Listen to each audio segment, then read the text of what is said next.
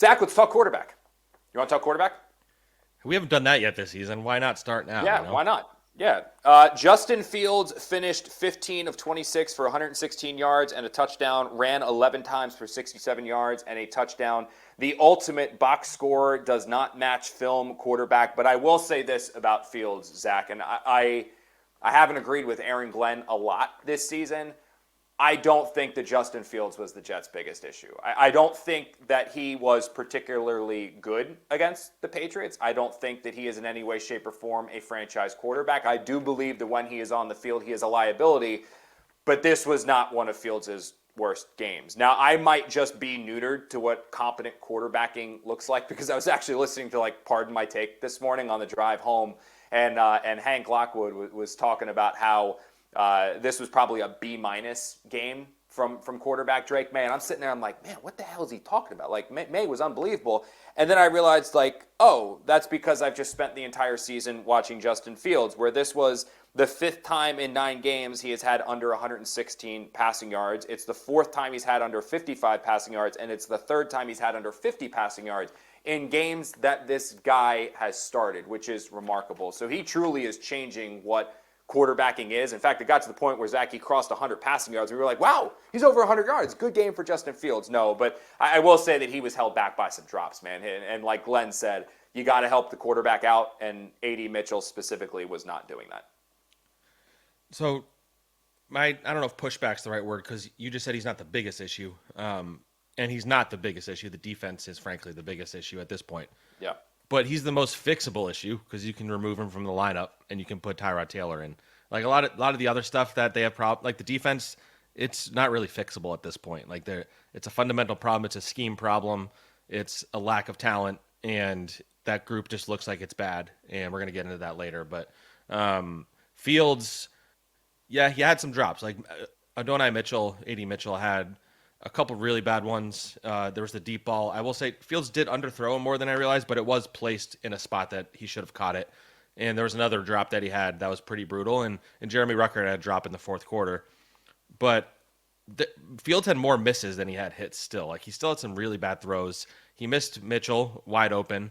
He missed there's a few times where he does this every play. Like he just zones in on the guy he's going to throw to, and he just not able to get away from it. He was even the John Mechie play. Like John Mechie's wide open, he still hesitates. He pumps it, and then he's waiting, and then he finally throws it. And Mechie was open the whole time. Like what was he waiting for? So I still just don't think he has the confidence to play quarterback in the NFL anymore. And if you're not going to let him run the ball, which it seems like they did in the beginning and they got away from it, I don't really know what purpose he serves. And my whole point with him is it's hurting your ability to evaluate the rest of the offense ultimately. And I don't think Tyrod's a whole lot better ultimately, but I just think he's going to throw passes. And so, a lot to talk about the quarterback thing, but I don't think he's the biggest issue from that game, but he's the biggest issue on offense. The fascinating thing you mentioned there is him as a runner. And I get when we talked to Aaron Glenn after they signed Fields, and he stressed he's our quarterback. We're going to let him play quarterback. We're going to let him play quarterback. Yes, he can run. We're going to ask him to run, but he's going to be our quarterback. I get that. But the whole reason you have Fields as your starter is you deal with some of those limitations as a passer, and there are many. His read progressions are not very promising. It's literally one read and run or one read and check down. His ability to process what he is seeing both pre-snap and post-snap is among the worst of the 32 starting quarterbacks in the NFL. In fact, I don't know if there's one worse than him at the moment. But you deal with those because he is such an elite runner. And you saw that on the Jets' opening drive where they went, 14 plays all the way down the field, scored a touchdown.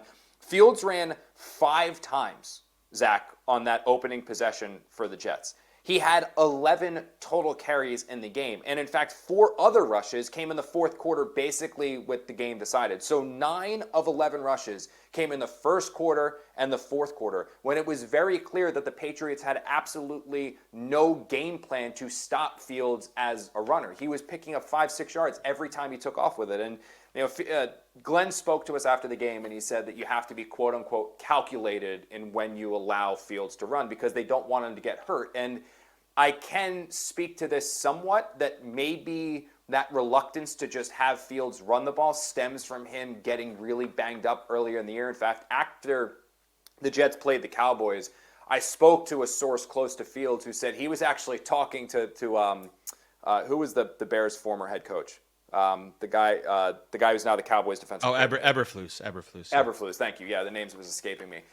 He actually spoke to Eberflus after that game against the Cowboys and told him he was sore beyond recognition. Like, he was basically beat to hell. And that was the result of Fields running a ton early in the season, running a ton going to that Cowboys game, running a ton against the Cowboys. He took a beating. So I do wonder, and I don't have this is just me speculating here a bit, which I know can sometimes be dangerous, but I do wonder if Fields went to Glenn or Fields went to Engstrand and was like, guys, I can't keep doing this.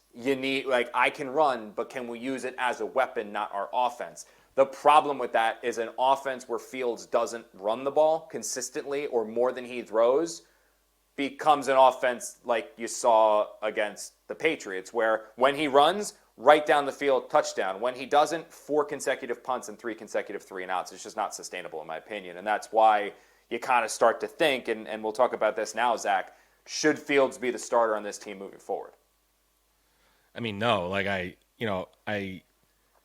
Everything you're saying, so if Justin Fields, if you're not going to be able to run the ball with him more than 11 times, if you're not going to be able to run with him, he had 6 of those in the first drive. If you're not going to run with him for multiple drives in a row, then what purpose does he serve as your quarterback? Like, he can't throw the ball. Yeah. I just don't get why you keep him out there anymore. And so, Aaron Glenn, to his credit, I think he was a little too positive on Fields in the immediate aftermath of the game. He kind of pulled back on it a little bit today. Presser. Yeah, he pulled back a little bit, and he said he missed some throws and things like that. I get the protect him thing, but you brought him in to be your running quarterback. You can't protect him to the point where you're not running it anymore. And I think there's something to be said. Like Joe Tippmann, he was at I forget the direct line of questioning, but essentially why they weren't able to get going after the beginning of the game, and it was brought up about are they stacking the box a lot, and he's like, yeah, they are, but everybody does that. So we still have to be able to run the ball. The mindset is yeah, they're still stacking it because they know we're going to run, but we still have to run the ball because they know they can't pass the ball.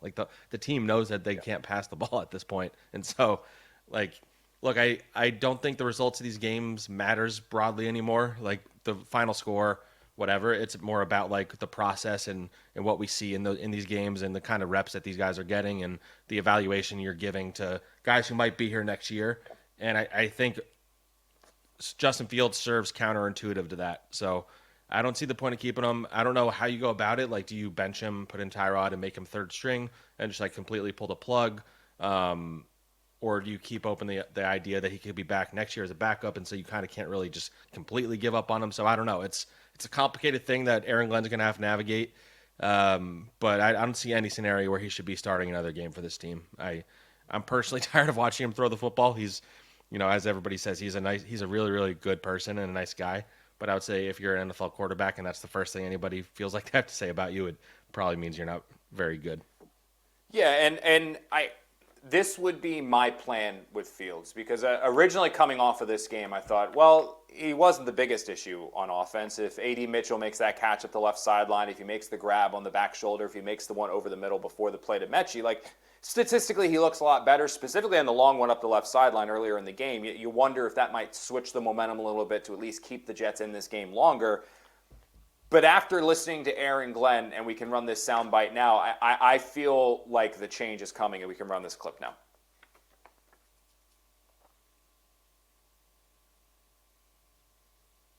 You know what?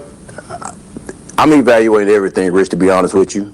I'm evaluating myself, the players, schematics, coaches. I'm evaluating everything. So I don't want to just place everything on that one situation. I'm just looking at everything because as a head coach, that's my job, right, to make sure that I put this team in the best position to go win games. Now, here's my thing, Zach, and you and I have done this long enough. We were around when the Jets made the decision to move on from Zach Wilson a couple of times. If you're not making a quarterback change, you essentially come out and Aaron Glenn says, I'm not going to talk about the quarterback like he'd been doing the last couple of weeks. Or you just say, we're not making a quarterback change. That's just what you do. The moment you open the door like this, and you see it also with the Giants when they moved on from Russell Wilson and turned things over to Jackson Dart, this usually means a change is coming. My plan, what I would personally do, You take Justin Fields and you make him the third string quarterback, the third string immediately emergency quarterback. You go Tyrod Taylor as a starter. You then have Brady Cook be the backup and start getting a significant amount of reps in practice. You roll with Tyrod Taylor for the next few games. The final 3, maybe 4 games of the season, you turn things over to Brady Cook, because it is very, very clear, in my opinion, that the Jets are going to add a quarterback this offseason. They're either going to try to trade for one, which I don't think has happened, or they're going to try to draft one and make that guy their Drake May, like we were talking about early in the show. Before you organically drafting one, because the Jets are picking first overall, that's irrelevant. But if you're going to trade up and give up significant assets to go get your guy, you want to have evaluations pretty much complete internally. So put Cook out there, watch Cook play. I don't think he's not a franchise quarterback. He's not going to be this team's long-term answer, but you might as well just see him in action before you decide, okay, whatever. And then maybe you can decide, oh, this kid has a little something to be our backup. You can get him some playing time to evaluate him further in an NFL game. That's what I would do. Give Taylor some time, make Justin Fields the third string, and then let Cook get some playing time at the end of the year. I don't know what you think about that. Yeah, I think what I was about to say that as you were talking about Cook, I'm like, his ceiling is not to be your starter. It's to see, okay, can we have a quality backup here for very cheap? Yeah. So you see what you have there. I mean, odds are he's not going to be very good. He's going to be another line in the list of like Jets starting quarterbacks that people forget about 5 years from now, and then it's a trivia question for Brian Costello to try and answer. But I think if you could put Tyrod out there, I mean, the way Tyrod plays, it already happened this season. He'll get hurt at some point, unfortunately. Like, it's a sad reality. So, I don't know if you can do the Zach Wilson dance where you keep going back to Justin Fields after benching him. Like, at a certain point, it's like the Michael Scott scene when he keeps getting a vasectomy and then he keeps going snip, snap, snip, snap, snip, snap. Like, you can't keep doing that to Justin Fields. It just if they were to bench him again and then bring him back in, it would just make me think so much of that Jaguars game from 2022, right, where Chris Streveler came in and Zach Wilson got booed off the field. God, we were all like, oh yeah, he's done. Zach's toast, and then he ended up playing again. Yeah, and not only did Chris Streveler come in onto the field, and I can say his name a lot, obviously, because I'm a big fan, but like that was a game with like playoff implications technically. So that's the crazy part about that one. But yeah, I just don't see a benefit of playing Fields anymore. I do wonder, like, you don't want to fall into the trap with this next quarterback of just handing him the starting job. We've seen that be an issue here over and over again.